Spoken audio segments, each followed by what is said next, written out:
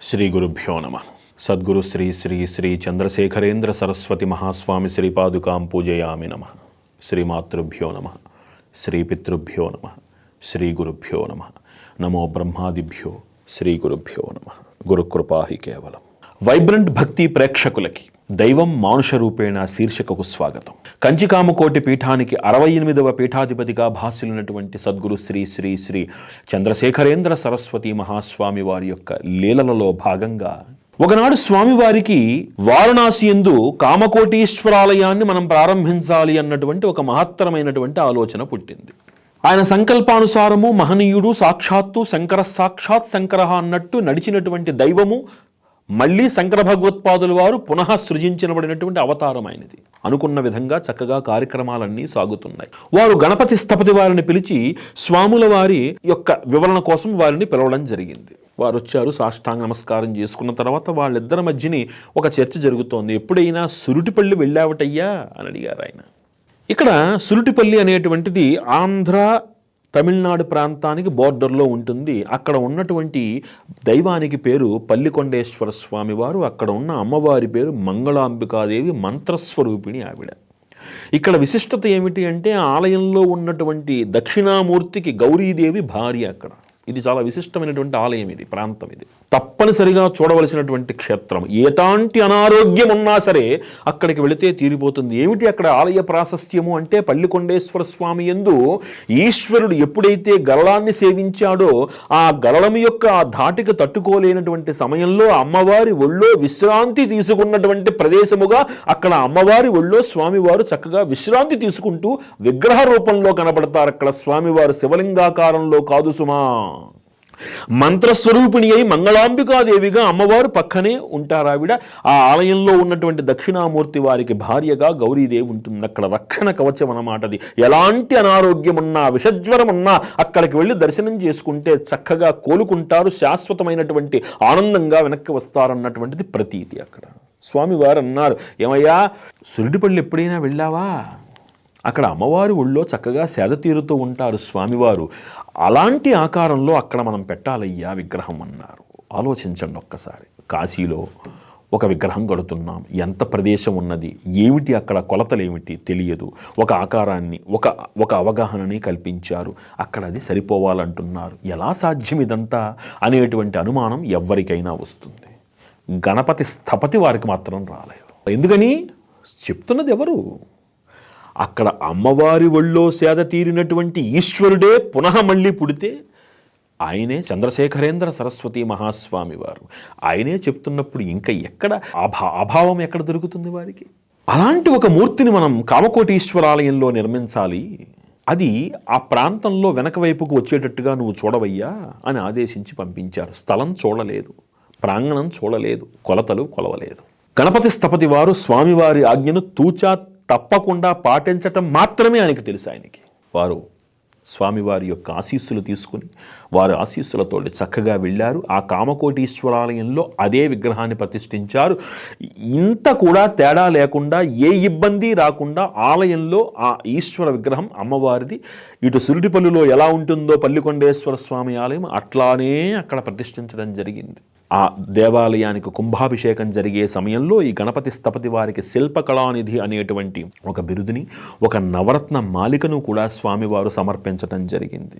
ఆయన యొక్క మాహాత్మ్యాన్ని వర్ణించటానికి ఇంతకన్నా నిరూపితమైనటువంటి ఆధారం లేదు. ఎక్కడ కాశీ జరుగుతున్నటువంటి ప్రదేశంలో, అక్కడ ఆలయ నిర్మాణం జరుగుతున్న ప్రదేశంలో ఉన్న కొలతలు వారికి తెలియదు. ఒక విగ్రహం అక్కడ పెట్టాలి అన్న ఆజ్ఞ మాత్రం ఇచ్చారు.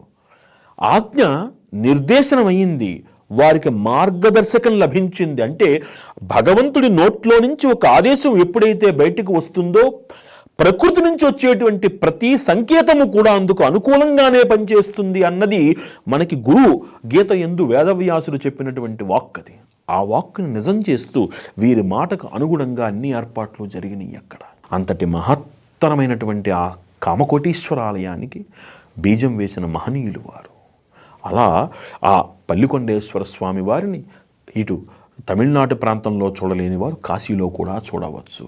మరొక చిన్న సంఘటన, ఒకనాడు ఒక భక్తుడు స్వామివారి దగ్గరకు వచ్చాడు. ఒక పేద గృహస్థు. ఆయన స్వామివారి దగ్గరకు వచ్చి తన కష్టాన్ని వెళ్ళబోసుకున్నాడయ్యా, మీ ఆశీస్సులతోటి అమ్మాయికి సంబంధం కుదిరింది. అయితే మగపెళ్లివారు 13 కాసుల బంగారం పెడితే చాలు అంటున్నారు. అంత స్తోమత నా దగ్గర లేదు. మరి మీరే ఏదైనా మార్గదర్శనం నాకు చెయ్యాలి స్వామి అన్నాడు. ఇదేమిటయ్యా, ఒక సన్యాసి యతీంద్రుడి దగ్గరకు వచ్చి 13 కాసుల బంగారం గురించి నువ్వు నాతో మాట్లాడితే నేనేం చేయగలను? నీవు వెళ్ళి మొరపెట్టుకోవాల్సింది ఎక్కడా? వెళ్ళు కామాక్షిదేవి దగ్గర మొరపెట్టుకో నువ్వు. ఆ భక్తుణ్ణి కామాక్షిదేవి దగ్గరికి పంపించారు స్వామివారు. వెళ్ళాడు. స్వామివారి యొక్క అనుగ్రహంతో అమ్మవారి యొక్క దర్శనం చేసుకున్నాడు. స్వామివారు ఒక మహత్తరమైనటువంటి ఒక విధానాన్ని మనకి తెలియజేశారు. 5 రోజుల చొప్పున 5 ప్రదక్షిణల రోజుకి అమ్మవారికి చేయించేవారు స్వామివారు. తద్వారా ఎలాంటి మహత్తరమైనటువంటి కష్టమైనా సరే తొలగిపోతుంది అన్నది వారు నియమించినటువంటి ఒక విధానం అది మనకి. అలా ఆ భక్తుడు వెళ్ళాడు, అమ్మవారి యొక్క దర్శనం చేసుకున్నాడు. మళ్ళీ స్వామివారి దగ్గరికి వెనక్కి వచ్చాడు. వస్తున్నాడు, ఇంకా రాలేదనుకుందాం.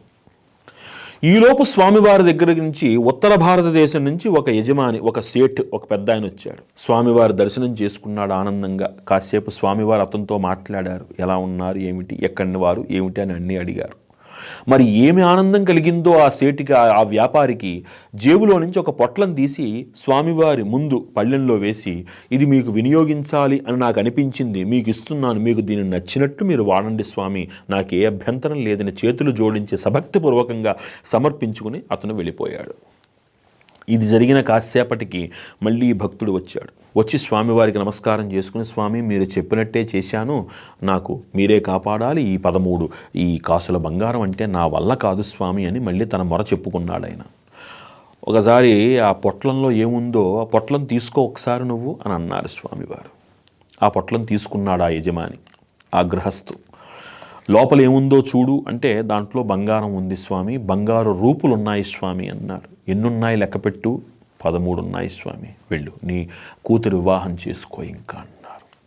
దార్శనికత, ద్రష్ట అనేటువంటి పదాలు వాడతాను చూసారా మనం. ఆ మహనీయుడు అమ్మవారి దగ్గరికి పంపించడంలో ఆంతర్యం ఏమిటి అంటే, ఈయనకి అమ్మవారికి అభేదం.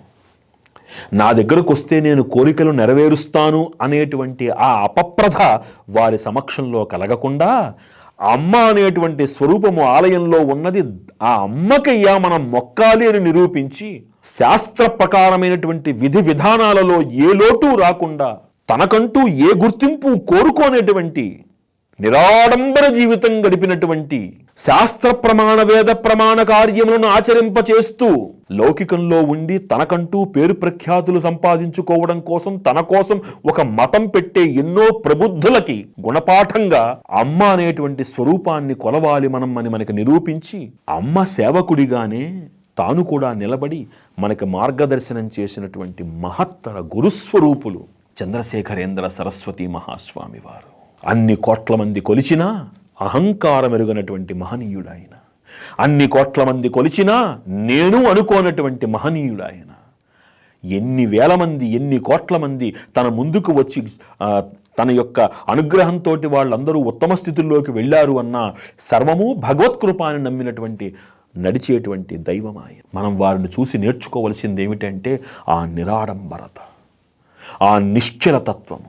తన దగ్గరకు వస్తే ఆ సేట్ ఇచ్చినటువంటి ఆ 13 కాసుల బంగారాన్ని చేతిలో పెడితే ఇక స్వామివారే గొప్పవారు అనేటువంటి ఒక ఖ్యాతి రాకుండా పోదు. ఆ ఖ్యాతి కోసం ఎప్పుడూ ఆయన పాటు పడలేదు. తన యతీంద్ర ధర్మాన్ని ఆచరించడం కోసమే ఆయన ఎప్పుడు అనుక్షణం ఆయన తపించారు ఆయన. అందుకనే ఆ భక్తుల్ని అమ్మవారి దగ్గరికి పంపించాడు. ఎందుకని? వ్యక్తిని కాదయ్యా కొలవవలసింది, శక్తిని అని మనకు చూపించారు మార్గదర్శకత్వం. అలా గృహస్థు అమ్మ పాదాలు పట్టుకోగానే యతీంద్ర స్వరూపంలో అమ్మవారు అతనికి ఇవ్వవలసినటువంటి ఆ కానుకనిచ్చి చక్కగా తన కూతురు వివాహం వైభవోపేతంగా జరిగేందుకు దోహదపడి ఆనందంగా సంతోషంగా జీవించారు వారు. వీటినన్నిటి నుంచి మనం నేర్చుకోవలసింది ఏమిటి అంటే, గురువు చూపించేటువంటి మార్గమునందు శిష్యుడు ఒక ఆచరణయోగ్యమైనటువంటి విధానంలో తన కార్యక్రమాలను ఆచరించుకుంటూ వెళ్ళాలి తప్ప, నేను అనేటువంటి అహంభావంతో కొద్దిపాటి సాధనకి లభించేటువంటి కొద్దిపాటి నిరూపణలతోటి తనే సర్వము, తనే శ్రేష్టము అనేటువంటి అహంభావపు కూపములో పడకుండా నిర్మల నిశ్చల చిత్తముతోటి ఆ పాదధ్యానంతో సదా ఆ పాదముల యందు తన మనస్సును లగ్నం చేసి తాను వృద్ధి చెందుతూ తనని ఆశ్రయించిన వారిని వృద్ధిలోకి తీసుకొచ్చేటువంటి మహత్తర స్వరూపమే గురువు అని మనం అర్థం చేసుకోవాలి. అందుకే ఆ మహనీయుడు నడిచే దైవముగా భాసిల్లాడు ఆయన. అందుకే వారి వాక్కు వేదవాక్కు అయింది, వారి దీవెన మహత్తరమైనటువంటి ఆశీర్వచనమయ్యింది. వారికి కోపం ఎరుగరు వారు, అనుగ్రహించటం తప్ప ఆగ్రహించటం తెలియదు వారికి. సాధనాబలాన్ని సమాజ ఉద్ధరణకు ధారపోసినటువంటి మహనీయ స్వరూపము వారు. అట్టి మహనీయుల పాదపద్మాలకి శిరసా పాదాభివందనం చేస్తూ సర్వం శ్రీ లలితా మహాత్రిపుర సుందరీదేవి దివ్య పాదార విందార్పణమస్తు.